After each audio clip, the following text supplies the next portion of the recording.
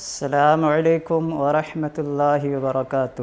الحمد للہ وحدہ والصلاة والسلام علی من لا نبی بعدہ، اما بعد فاعوذ باللہ من الشیطان الرجیم، بسم اللہ الرحمن الرحیم۔ وللہ علی الناس حج البیت من استطاع الیہ سبیلا، اور جو لوگ بیت اللہ کی طرف آنے کی طاقت رکھتے ہیں ان پر اللہ کے لیے زندگی میں ایک دفعہ حج کرنا فرض ہے۔ سورہ آل عمران آیت نمبر 97۔ اور نبی کریم صلی اللہ علیہ وسلم کا ارشاد ہے، خذوا عنی مناسککم، لوگو مجھ سے طریقہ حج لے لو، حج کے مسائل سیکھ لو۔ سنن نسائی حدیث نمبر 3062۔ محترم سامعین، آج میں آپ کے سامنے ارکان حج بیان کرنا چاہتا ہوں۔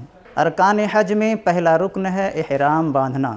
احرام باندھنے کا مطلب ہے دل میں عبادات حج کی نیت کرنا۔ چنانچہ اللہ رب العالمین کا ارشاد ہے، وَمَا أُمِرُوا إِلَّا لِيَعْبُدُوا اللَّهَ مُخْلِصِينَ لَهُ الدِّينَ حُنَفَاءَ۔ انہیں اس بات کا حکم دیا گیا تھا کہ وہ اللہ کی بندگی کریں، اس کے لیے دین یعنی عبادت کو خالص کرتے ہوئے اور یکسو ہو کر۔ اور نبی کریم صلی اللہ علیہ وسلم کا ارشاد ہے، انما الاعمال بالنیات وانما لکل امرئ ما نوی، تمام اعمال کا دار و مدار نیتوں پر ہے اور ہر شخص کو اس کی نیت کے مطابق اجر و ثواب ملے گا۔ اس کے بعد دوسرا رکن ہے عرفات میں ٹھہرنا۔ چنانچہ نبی کریم صلی اللہ علیہ وسلم نے ارشاد فرمایا، الحج عرفہ، وقوف عرفہ ہی حج ہے، یعنی اس کے فوت ہونے سے حج فوت ہو جائے گا، حج صحیح نہ ہوگا۔ اس حدیث کو امام ابن ماجہ رحمہ اللہ نے اپنی سنن کے اندر روایت کی ہے،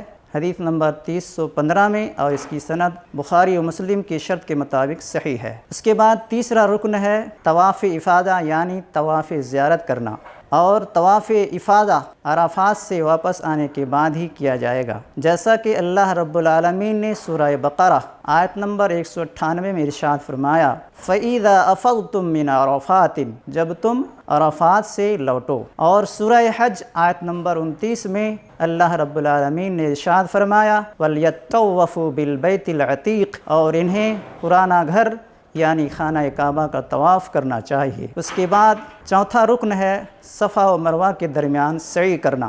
اس سلسلے میں اللہ رب العالمین کا ارشاد ہے سورہ بقرہ آیت نمبر 158 میں، ان الصفا والمروۃ من شعائر اللہ، بے شک صفا و مروہ کے درمیان سعی کرنا، دوڑنا اللہ کے شعائر یعنی نشانیوں میں سے ہے۔ اور نبی کریم صلی اللہ علیہ وسلم کا ارشاد ہے، یا ایھا الناس اسعوا فإن السعی قد کتب علیکم، اے لوگو صفا و مروہ کے درمیان سعی کرو، اس لیے کہ ان کے درمیان سعی کرنا اللہ تعالیٰ کی طرف سے فرض کردہ ہے۔ اللہ تعالیٰ نے سعی کرنا تم لوگوں پر فرض قرار دیا ہے۔ اس حدیث کو امام دارقطنی نے اپنی سنن کے اندر روایت کی، اور اس کے رجال ثقہ یعنی اس کی سند حسن ہے، جیسا کہ امام نووی رحمہ اللہ نے اس کو حسن قرار دیا ہے، اور امام مزی اور ابن عبد الہادی رحمہم اللہ نے اس کی سند کو صحیح قرار دیا ہے۔ اب اخیر میں اللہ تعالیٰ سے دعا گو ہوں کہ اللہ تعالیٰ ہم تمام مسلمان مرد و عورت کو